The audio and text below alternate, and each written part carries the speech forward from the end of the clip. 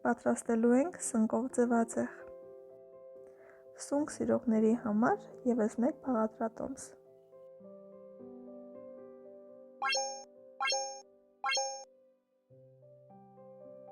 Վերցրել եմ 300 գրամ շամպինյոն տեսակի սունկ,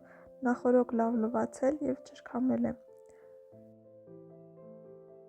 Այնուհետև ոչ շատ խոշոր կտորների ենք բաժանում սունկը։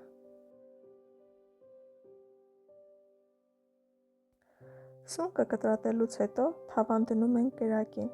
այնուհետև լցնում յուղը, թողնում մի փոքր հալվի և ավելացնում կտրատած սունկը։ Այսպես պետք է պարբերաբար խառնել, մինչ տապակվել է։ Տապակվելուց հետո նոր միայն կավելացնենք աղը, որպեսզի նախօրոք ավելորդ հեղուկ դուրս չտա։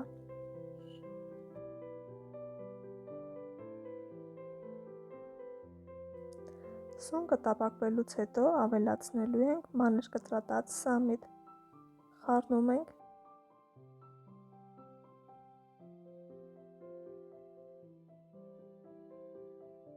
Կանաչին ավելացնելուց հետո կոտրում ենք 3 ձու համեմում աղով և հարում այն։ Այնուհետև ավելացնում սնկի զանգվածին։ Հավասարաչափ տարածում ենք, որպեսզի սունկը պատվի ամբողջությամբ ձվով։ Այնուհետև ծածկում ենք կափարիչը, թողնում 3 րոպե և վերջ, պատրաստ է մատուցման։ Բարի աղոժակ։